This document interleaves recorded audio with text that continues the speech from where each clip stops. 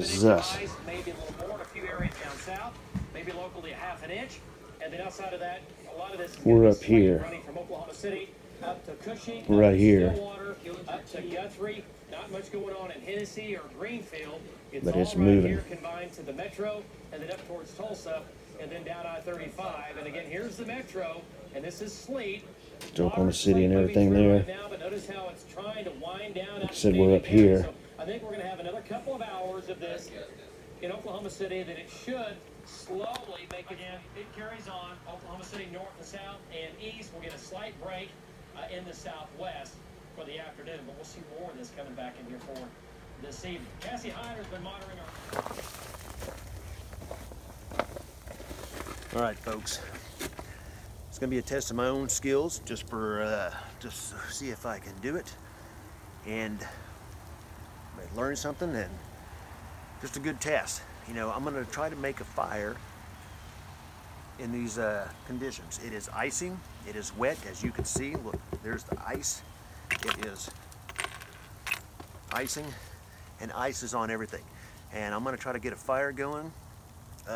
This is some backyard bushcraft.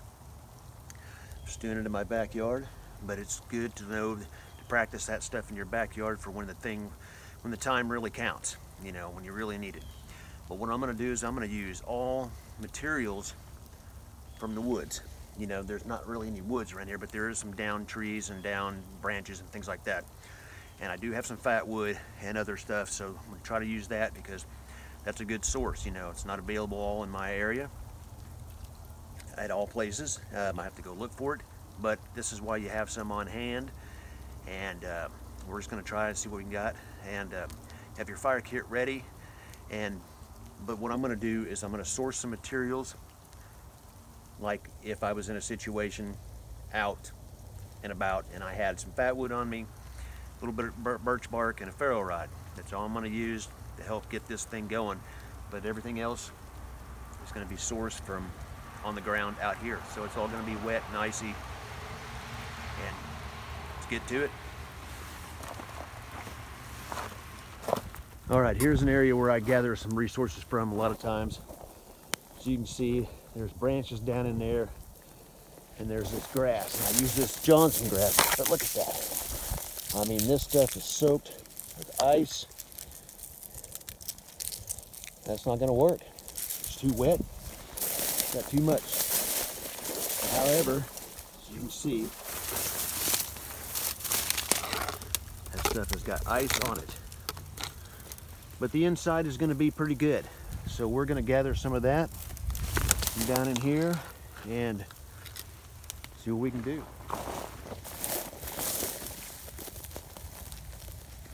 Get my glove on here. Keep my hand halfway warm.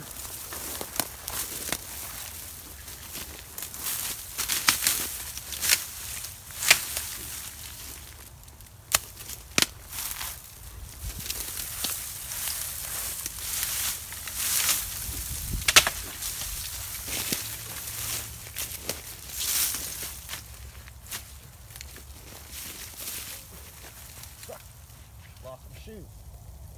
There we go.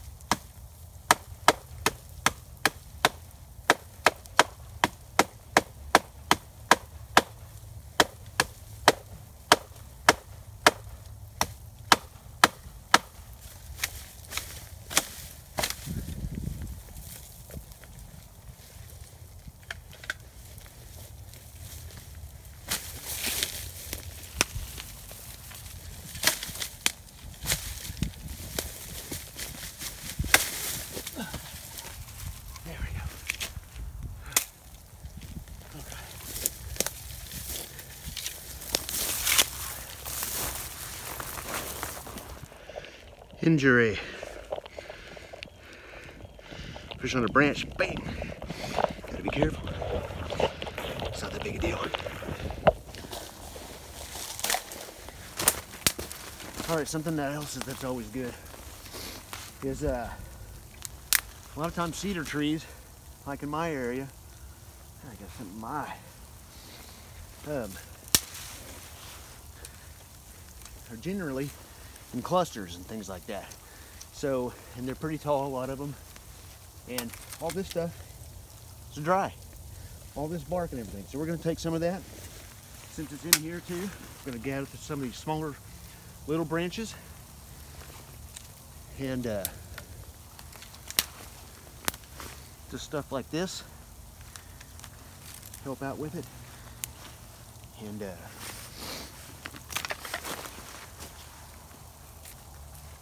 see all this cedar bark, it just comes right off.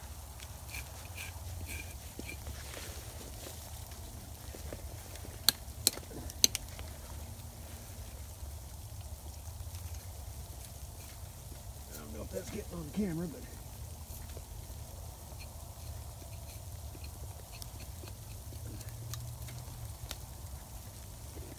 it just feels a little damp.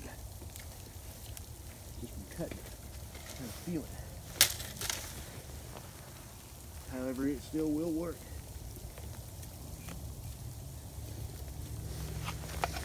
All right, we're gonna gather some of that. Get it in the pocket here. Let's gather some more of it. Get back with you. That's my chair.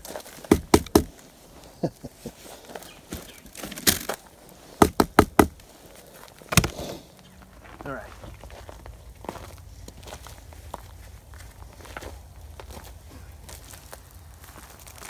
A lot of you know too, though, of course, that logs can be wet on the outside yet dry on the inside. So we're going to break this down, get into it.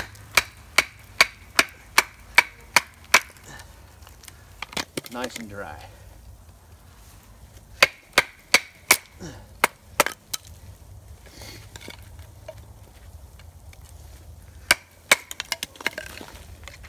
You know, everything's harder when it's cold out like this and conditions are out like this. Well, it's a good test to do it in your backyard. You know, that way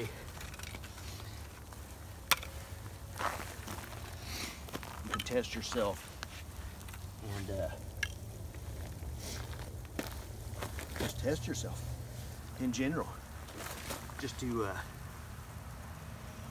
test your skills, work on them, you know, and all that. So we're gonna keep going. All right, I'm gonna use some of the resources I have. This would be in a fire kit that I'd have, but also if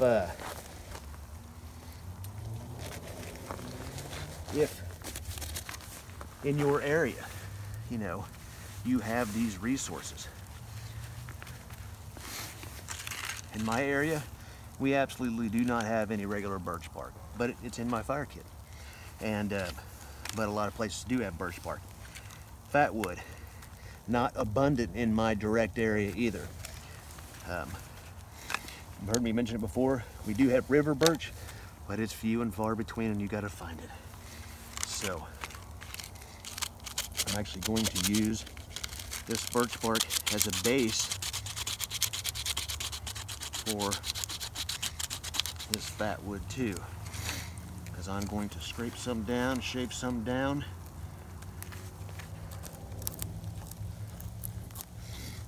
and use that as my base.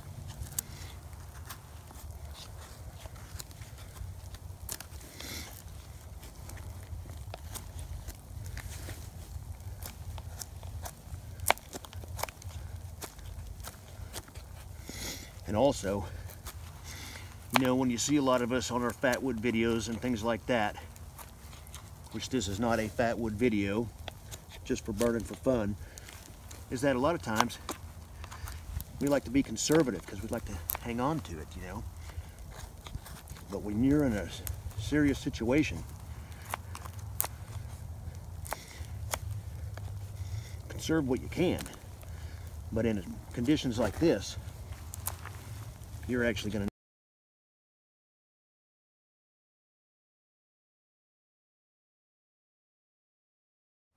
All right, my freaking phone died again because it's so dang cold. I just checked the temperature. It's 26 degrees Fahrenheit, -3 Celsius. But I did get this wrecked up, and so we're going to try to get this going. And I'm going to try to keep my phone from dying.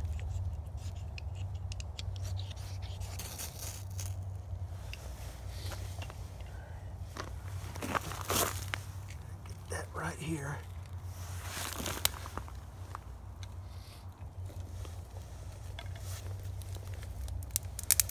And my cedar has gotten a little damp since then.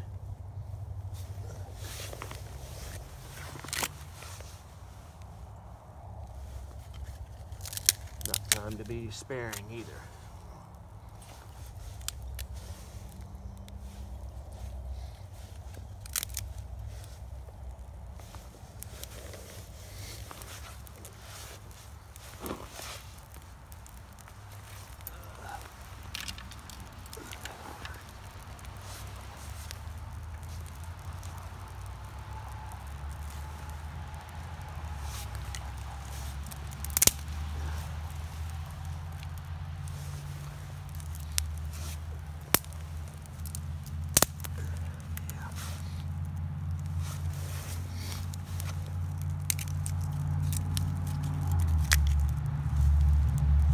Going here.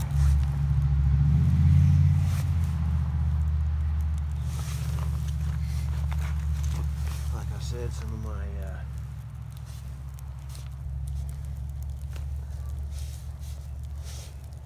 fatwood bigger pieces, because it is definitely, you know, in these conditions, really want to get it going good.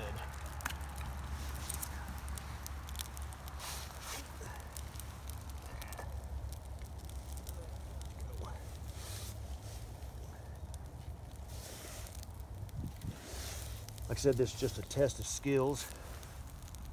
Trying to get one going. Get it big enough to at least make it a sustainable fire, where you can continue to feed it and it will burn on its own. And all that. That's kind of the goal, you know.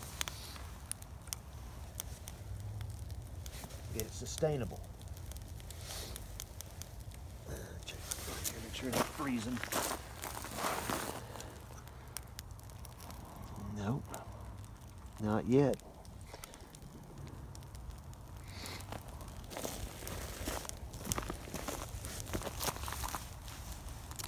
Some of this stuff's got a little bit of ice on it still.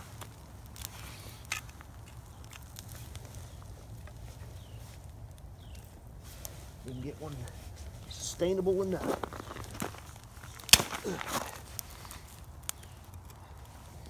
To get it really going.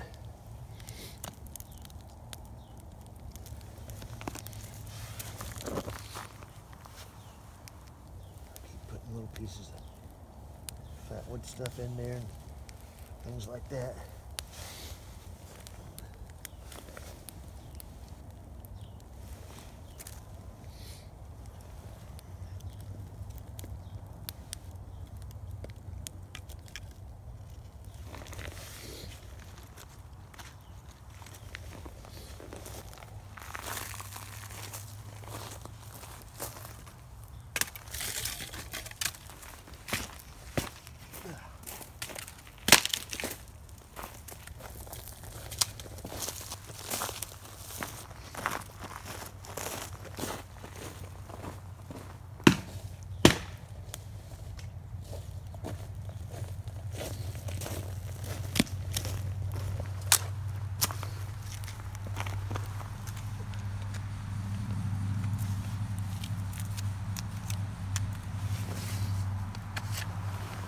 stuff's got ice on it. Take that bark off there, get down into it where it's a little bit drier.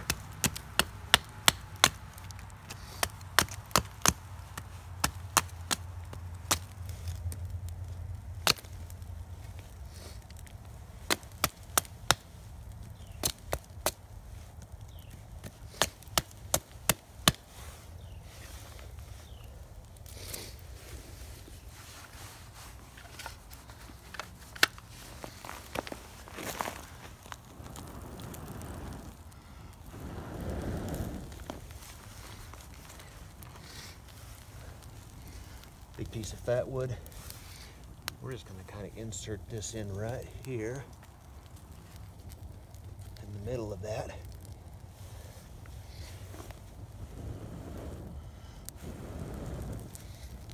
That way we can get a lot of this going.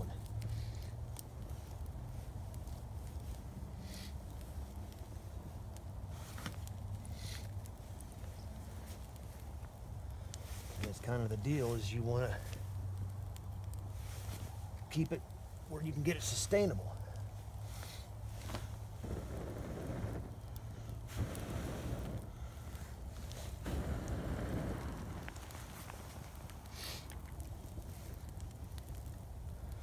And like I said, this is just a test of skill, working on them, you know. So it's taking a minute to coax it. So far my phone is not freezing up, which is good. So this looks like it's going to be a little bit longer video. And I'm trying to do it in real time, you know, so. And also, you can see right there where I hit myself, the branch there, getting some of that wood for that fire there. But that's the lesson, is survival is not about speed. Sometimes you gotta kind of hurry up, it depends, but not overly fast, where you hurt yourself, make mistakes, things like that. Survival is not about speed. It's about surviving. And you gotta go slow, because you can hurt yourself, injure yourself, cut yourself. See, stick hit me in the nose, which wasn't bad.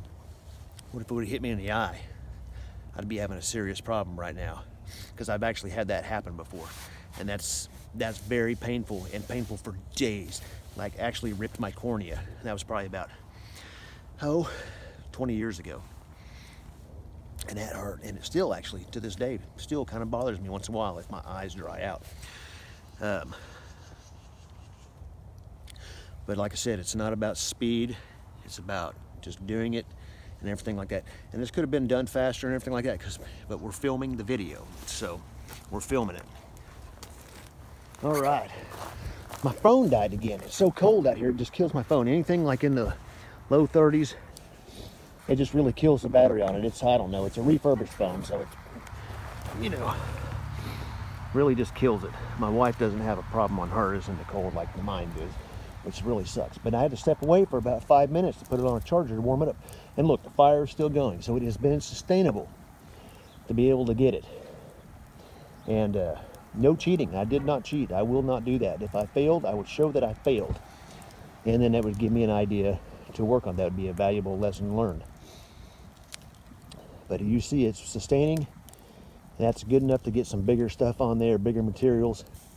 Kind of one of the tricks is too, though, is when you saw me first put it on there, is that I put a base down, and the other half of that base had ice on it, but that was the stuff that was laying against the ground. So, but yes, sustainable fire. So yeah, sustainable fire works. And when you get a sustainable fire, allows you to be able to leave it for just a little bit, go out and gather some other materials, things like that, to make a bigger fire for, you know, to keep you warm and everything. Because that's already putting off a good little bit of heat, you know. Like I said, it's 26 degrees, and I'm going to tell you something right now. I'm gonna promote this jacket right here. I mean, best jacket I've ever had. I mean, I've been doing stuff, like I said, it's 26 degrees. There was time when I thought I was gonna have to take it off because I was getting sweaty, and that's something you don't want to do. And it's keeping me very, very warm and dry. So it's the Gore-Tex Parka Military Gen 1, can't beat it. And but anyway, so able to keep that fire going, keep it sustained, and that allows you to get bigger materials put on there, build your fire up, and things like that. So, and I was able to do it in icy, wet conditions, and gathered everything that I had from natural sources. I didn't use anything that was man-made, basically, what I would say. You know, I didn't even need cotton balls. I did use fat wood. I did use some birch bark. Probably could have done without either one. One or the other would have worked.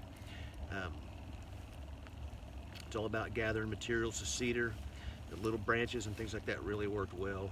That gets it going, continues to get, and then, you know, cutting into bigger logs, getting to the dry section, because a lot of that was ice covered, but inside it was dry, good enough for a fire. So anyway, that's what I want to do. Just wanted to test myself and like I said, backyard bushcraft, because it's best to test yourself back here